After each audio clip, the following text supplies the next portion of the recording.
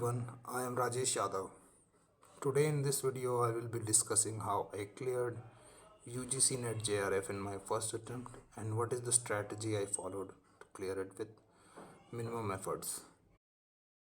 Before starting the video, I will give you a brief introduction about myself. I had the privilege of writing civil services mains and state services mains, and even I cleared UPSC CAPF written and physical also.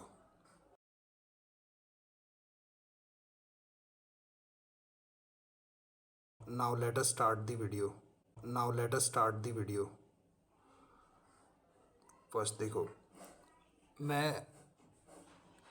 मैं इस video में उन चीज़ों पर बात करूंगा जो मुझे लगता है कि इम्पोर्टेंट हैं और जिन चीज़ों ने मुझे हेल्प किया फर्स्ट अटेम्प्ट में जीआरएफ क्लियर करने में।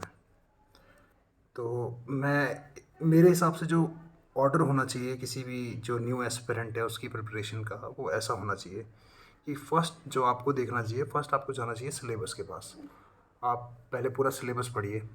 सिलेबस पढ़ने के बाद आप फिर PYQs देखिए, फिर आप बेसिक बुक्स पे जाइए, फिर रिवीजन कीजिए, उसके बाद practice, then you should have confidence on yourself. Now एक एक करके हम इन सारे पॉइंट्स को डिस्कस करेंगे, इनको कैसे करना है। तो पहले हम आते हैं सिलेबस पे।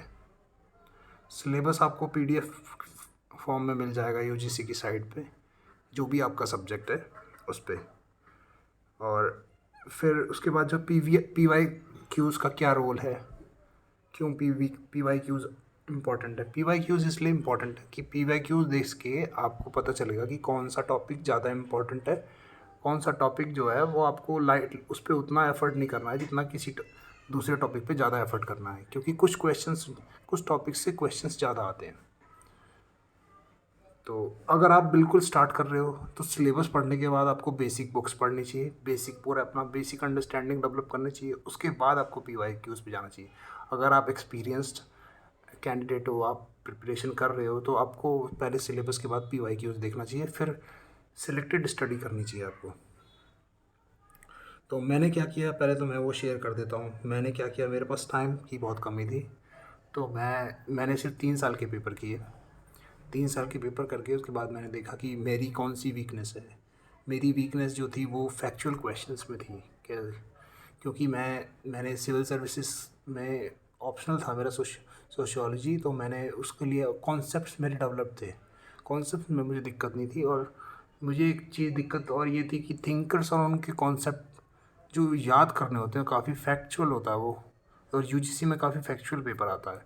तो फैक्चुअल जो चीज़ें थी वो मेरे लिए दिक्कत थी। मैंने उन चीज़ों को आइडेंटिफाई कर लिया किससे, PYQs से।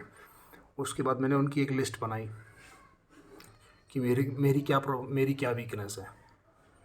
ऐसे ही मैंने पहले पेपर में भी किया, फर्स्ट पेपर में भी किया, उसके बाद मैंने सेकंड पेपर में भी ऐसे किया, और उसके बाद मैंने फिर फ्री रिसोर्सेज का यूज़ किया, क्योंकि आज इंटरनेट के टाइम में आप लोग को सब चीज़ें ईज़िली और फ्री अवेलेबल है। मैंने टेलीग्राम से PDFs डाउनलोड करी जो जो मेरे वीक टॉपिक्स थे। उसके बाद मैंने उन टॉपिक्स पे पढ़ना चालू किया, और बस मैंने बहुत ही शॉर्ट PDFs उनको मल्टीपल टाइम, एक PDF को एक टॉपिक के लिए मल्टीपल टाइम रिवीजन किया, और बस वही मैंने पढ़ा और वही पढ़ के मैं चला गया। और यही, अगर कोई एस्पिरेंट बार बार प्रिपेयर कर रहा है तो मेरे ओपिनियन में ये स्ट्रैटेजी सबसे बेस्ट होगी कि आप अपने वीकनेस को आइडेंटिफाई कीजिए, उन टॉपिक्स को आप मल्टीपल टाइम रिवाइज कीजिए।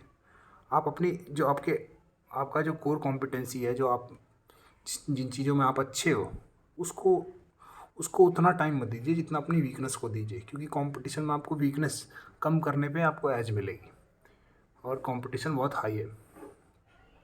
और इन दी एंड आप कॉन्फिडेंस रखिए, क्योंकि पेपर में क्या होता है कि मोस्ट ऑफ द स्टूडेंट्स जो होते हैं, वो बहुत सारे स्टूडेंट बल्कि जो होते हैं वो पैनिक हो जाते हैं कि एग्ज़ाम में कैसे करेंगे। आपको पैनिक नहीं होना है, कॉन्फिडेंस रखना है, चाहे आपकी प्रिपरेशन का लेवल जो भी हो। इन दी एंड